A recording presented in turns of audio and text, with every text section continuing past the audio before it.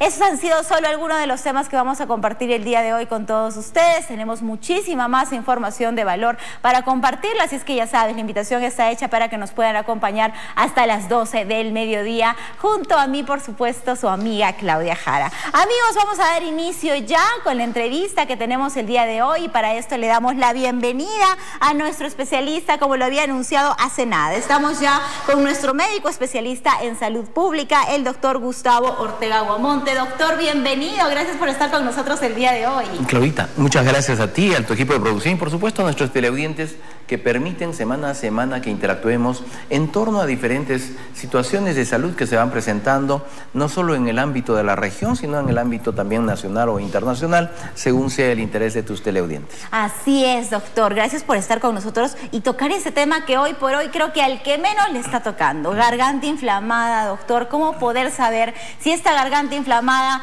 es algo solo viral o si es una laringitis, una faringitis o una amigdalitis, doctor? ¿Qué podemos hacer? ¿Cómo podemos identificarlo? Es una realidad que nos está tocando vivir hoy en el día a día a todas las familias. Perfecto. Lo primero es que podemos definir que se trata de una laringitis cuando es una cuestión irritativa y que puede ser originada también al margen de ello por agentes virales. Okay. Que suelen impregnarse rápidamente en esta estructura, alterando la voz, generando una disfonía, un estridor, de pronto también una manifestación de cambio en la tonalidad de la voz. En una faringitis ya entra el índole bacteriano, es decir, numerosos agentes de tipo bacteriano que van a tener otra connotación ya infecciosa, purulenta y que van a también cumplir algunos roles infecciosos locales todavía. La faringoamigdalitis ya compromete no solo a la faringe, sino a las amígdalas, quienes como primer elemento de respuesta ante una agresión viral o bacteriana van a tener esa respuesta inmediata hacia lo que vienen a ser estos agentes que son externos a nosotros. Hay un detalle muy importante. Están habiendo casos y que se manifiestan en estos últimos tiempos, pero sobre todo porque esto, si lo comparamos con una de las profesiones locales que vemos, que es la del taxista. El taxista, ¿qué hace?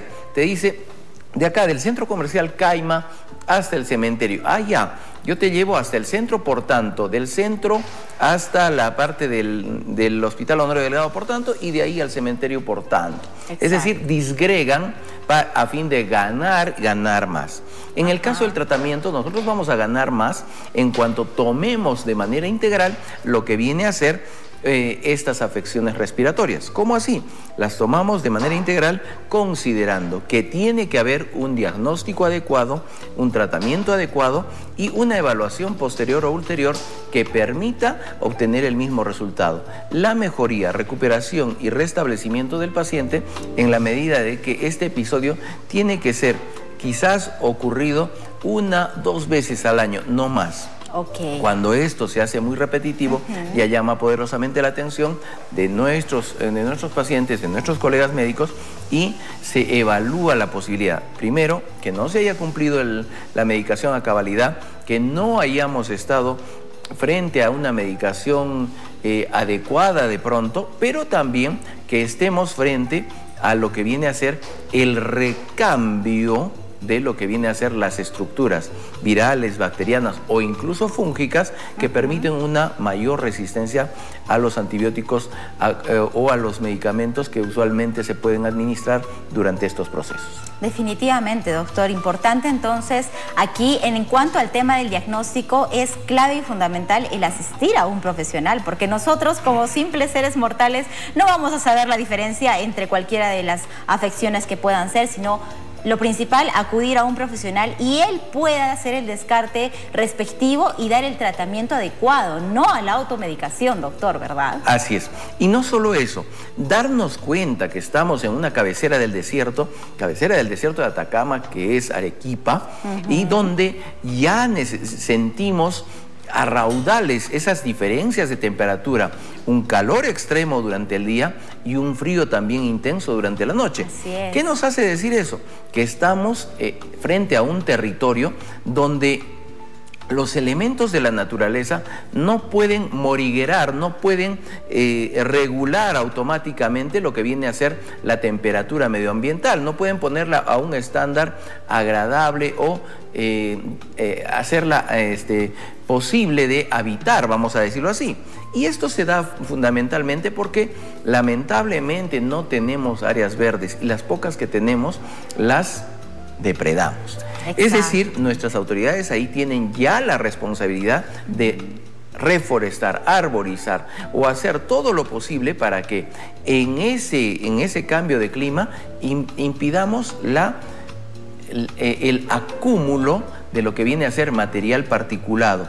Ese polvillo diminuto que vemos fundamentalmente ya cuando se ha instalado frente a nuestros aparatos, pero que no lo vemos a simple vista, es el agente causal de enfermedades irritativas y que luego afectan generando cuadros infecciosos con ayuda de virus, bacterias y hongos, sensibilizando así pues nuestras vías respiratorias. Claro, eso que no hemos hablado todavía de esos agentes en particular. Por ejemplo, en el caso de los virus, diríamos que son los rinovirus, virus sincitial respiratorio, el virus de la influenza, de la parainfluenza, el virus de los SARS-CoV-1 y 2, que pueden estar todavía cohabitando entre nosotros y que generan estos cuadros que necesariamente, al ser virales, solo tienen una indicación terapéutica, sintomáticos respiratorios, es decir, analgésicos, antiinflamatorios o quizás elementos que impidan pues que la secreción mucoide aumente, es decir, antihistamínicos que permitan una mejor respiración, esto conjuntamente a cuidados propios de la salud como son la hidratación adecuada frente al clima seco, muy necesaria hoy por hoy, y la alimentación pues debidamente variada y diversificada para el suministro de elementos vitamínicos naturales a nuestro cuerpo. Definitivamente, doctor. Y ahora en cuanto al tratamiento, es importante una vez dado el tratamiento culminarlo, no dejarlo a la mitad, ya me siento mejor, y muchas personas dicen, ya dejo el tratamiento mejor. ¿Por qué tenemos que concluir el tratamiento, doctor? En el caso de los virus, como dije, son sintomáticos los que hay que suministrar. En el caso de las bacterias, yo recomendaría que ante la ocurrencia de más de 2 episodios al año de procesos respiratorios, nosotros acudamos al médico con una intención, que él nos solicite un examen de secreción faríngea con un cultivo y antibiograma de la misma.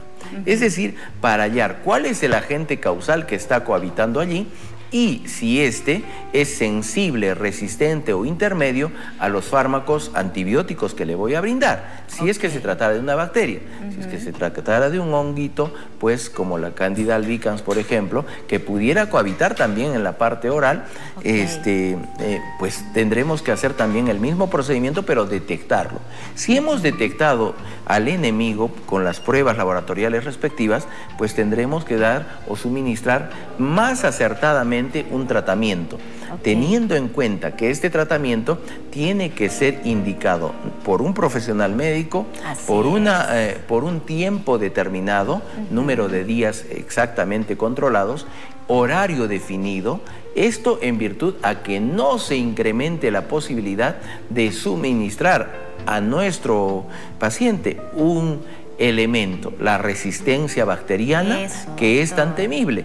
Es decir, si antes solamente con un elemento simple, sulfametoxazol, trimethoprim, amoxicilina, podía curar mis afecciones comunes, hoy por hoy voy a necesitar de elementos tipo ceftriaxona, penicilinas o cada vez de mayor complejidad que van a permitir, si bien es cierto, restablecer la salud de la persona, pero le van a suministrar también a cierto grupo de colonias allí existentes una resistencia bacteriana, donde pedazos o segmentos del medicamento van a ser incluidos en el ADN bacteriano y esto va a permitir que ellas se fortifiquen de manera prácticamente natural.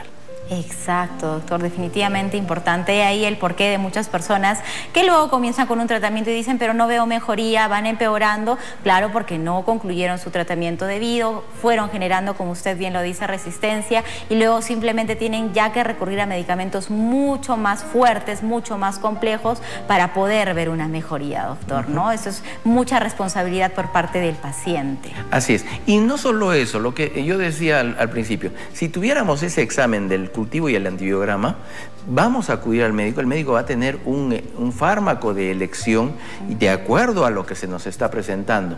Pero ¿qué pasa hoy por hoy? No vamos con ese examen, no tenemos o contamos con ese examen y ante la continuidad de la signología y la sintomatología, vamos o acudimos a otro especialista, al que probablemente no le hemos referido lo que anteriormente estábamos consumiendo o ingiriendo. Exacto. Y va a cambiar el esquema, y este esquema quedó incompleto, pasando a un nuevo esquema, y si este no resulta, nuevamente no completamos este esquema de tratamiento y pasamos a uno nuevo.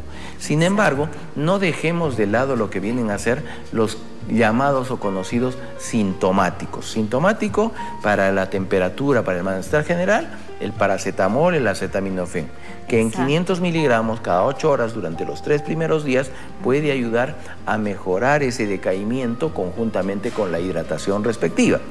Los antihistamínicos van a impedir que ese flujo nasal sea pues tormentoso para el paciente y que incluso con el clima seco genere cuadros de congestión nasal y esto impida una respiración o ventilación adecuada. Exacto. Y de otra manera, los fluidificantes, ¿no? Elementos que estando prescritos por un médico van a atender a deshacernos, a desprender de manera natural lo que vienen a ser los flujos o secreciones, las flemas producidas en el aparato respiratorio y que al ser eliminados van a, mediante el fenómeno o proceso de la tos, van a permitir erradicar estos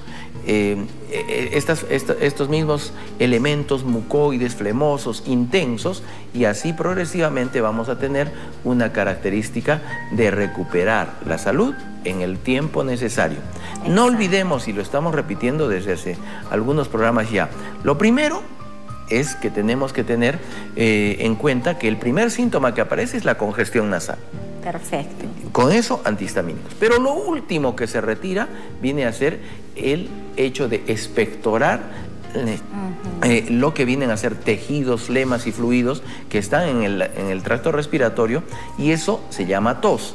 Ese es el último fenómeno que se retira al estar destruidos los elementos ciliares allí, y que una vez usando algún elemento también que pueda ser fluidificante de las flemas, vamos a hacerlo espontáneamente siempre y cuando hayamos ingerido la cantidad adecuada de fluidos para nuestra salud. Definitivamente, perderle el miedo a la tos, doctor, porque hay muchas personas que quieren parar como sea la tos, pero no saben de que es un proceso el cual nos está ayudando a eliminar y a expectorar, y que es importante. Muchas personas las escucho y dicen, no, pero es que quiero parar la tos, quieren pararla, no saben que parándola pueden hacer que el proceso se retrase y se complique más. Así es, y esto ocurre también con procesos de índole digestivo. En el caso de las enfermedades diarreicas agudas, mucha gente quiere cortar el proceso diarreico, dejando estancado allí una cantidad suficiente de bacterias que puedan generar cuadros de mayor intensidad incluso. Es por esto que la medicación tiene que ser necesariamente brindada por el especialista del primer nivel de atención, por supuesto, y que de alguna u otra manera tiene que permitir un control tras el término del cuadro respiratorio. Volviendo al tema, entonces si este cuadro, terminado el tratamiento, tengo una evaluación a los 7 o 15 días, pues seré nuevamente evaluado para ver cuáles han sido los cambios, las mejoras o la implementación necesaria para que en un futuro no muy lejano esto no se pueda repetir. ¿A qué nos referimos? Que para prevenir, por ejemplo, cuadros neumónicos, tendremos que, sobre todo en niños muy pequeños y en adultos mayores, suministrar la vacuna contra el neumococo. O contra la influenza. Esto para evitar complicaciones y detener ya estas vacunas. Niños y adultos mayores o pacientes que son susceptibles a múltiples cuadros por el estado de salud que tienen, van a tener una defensa inicial, mas no van a poder evitar el contagio. Tener la defensa inicial te da la garantía de que no puedas desarrollar un cuadro en las características y dimensiones que lo harías sin estar inmunizado. Exacto, importante, amigos, tener en cuenta todas las recomendaciones que hemos tenido hoy de la mano de nuestro especialista, doctor. El tema ha quedado súper claro, estoy completamente segura. Agradecerle por este tiempo, doctor, y por favor pedirle que haga la invitación a nuestro público que desea contar con su asesoría, que desea poder tener una consulta con usted. ¿Cómo es que puede ponerse en contacto con usted, doctor? Termino diciendo nada más que ante el claro. clima seco, eliminación de peluches, cuidado con el aire acondicionado y los cambios bruscos de temperatura, la ingesta regular de fluidos o de líquidos, tenemos que hacer un cuidado con la asistencia al primer nivel. Pueden encontrarnos en redes sociales como Gustavo Ortega Guamonte o al 95-937-0460. Luego de un mensaje de WhatsApp podremos responder e interactuar de manera gratuita y formal, dado que este servicio es un servicio a la comunidad. Excelente, ahí está apareciendo la información en pantalla. Entonces, doctor, muchísimas gracias por esta entrevista. Que tenga un muy buen fin de semana. Hemos estado con el doctor Gustavo Ortega Guamonte, médico especialista en salud pública, aclarando un poquito acerca de estos temas de la garganta inflamada, reconocer si es laringitis, faringitis, amigdalitis, entre otros, el tratamiento y los pasos a seguir. Muchísimas gracias, doctor. Nos vamos, mis queridos amigos, ahora sí a una pausa, pero volvemos con mucho más aquí en el Magazine.